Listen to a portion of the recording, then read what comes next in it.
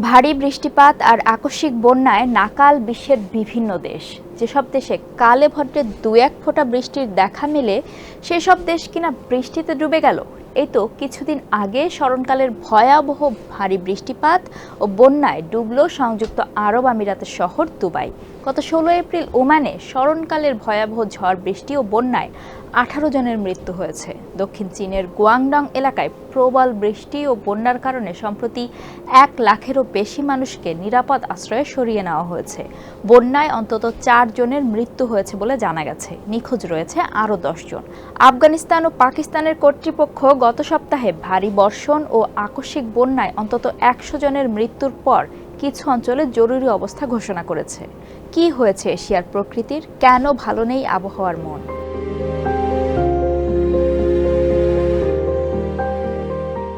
জাতিসংঘের আবহাওয়া সংস্থা বলছে, গত বছর বিশ্বব্যাপী জলবায়ু পরিবর্তন, আবহাওয়া এবং সামুদ্রিক দুর্যোগে এশিয়া সবচেয়ে বেশি ক্ষতিগ্রস্ত হয়েছে। 23 এপ্রিল প্রকাশিত এক প্রতিবেদনে বিশ্ব আবহাওয়া সংস্থা বা WMO বলেছে, বন্যা এবং ঝড় 2023 সালে হতাহতের এবং অর্থনৈতিক ক্ষতির প্রধান কারণ ছিল, যখন তাপপ্রবাহের প্রভাব আরও গুরুতর হয়ে উঠেছে। দেখা গেছে বিশ্বের অন্যান্য অঞ্চলের তুলনায় এশিয়া দ্রুত উত্তপ্ত হচ্ছে। এই অঞ্চলে 2023 সালের গড় তাপমাত্রা 1961 থেকে 90 সালের গড় তাপমাত্রা থেকে প্রায় 2 ডিগ্রি সেলসিয়াস বা 3.6 ডিগ্রি ফারেনহাইট বেড়েছে।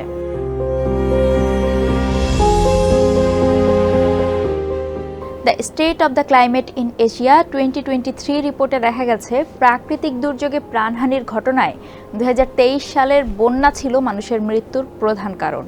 হংকংয়ে 7 সেপ্টেম্বরে টাইফুনে 1 ঘন্টায় 158.1 মিলিমিটার বৃষ্টিপাত রেকর্ড করা হয়েছে, যা 1884 সালের পর থেকে সর্বোচ্চ। এছাড়া এশিয়ার উচ্চ পর্বত অঞ্চলের বেশিরভাগ হিমবাহগুলি রেকর্ড ব্রেকিং উচ্চ তাপমাত্রা এবং শুষ্ক অবস্থার কারণে উল্লেখযোগ্য পরিমাণ ভর হারিয়েছে।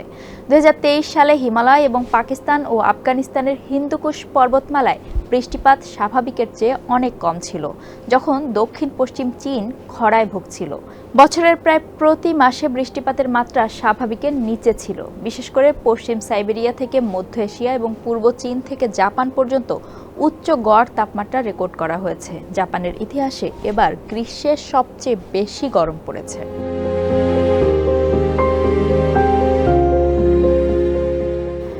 WMO বলছে, প্রাকৃতিক এমন দুর্যোগের ঝুঁকি কমাতে এশিয়া জুড়ে জাতীয় আবহাওয়া পরিষেবার জরুরি পদক্ষেপ প্রয়োজন, যার জন্য সবার আগে গ্রিনহাউস গ্যাস নির্গমন হ্রাস করা এবং ক্রমবর্ধমান জলবায়ুর সাথে খাপ খাইয়ে নেওয়া প্রয়োজন।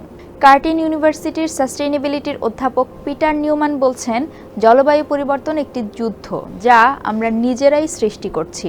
বিশ্ব এখন জলবায়ু সংকটের মাঝখানে রয়েছে। নেট কার্বন নির্গমন শূন্য না হওয়া পর্যন্ত আবহাওয়া খারাপ থেকে আরও খারাপতর হতে থাকবে।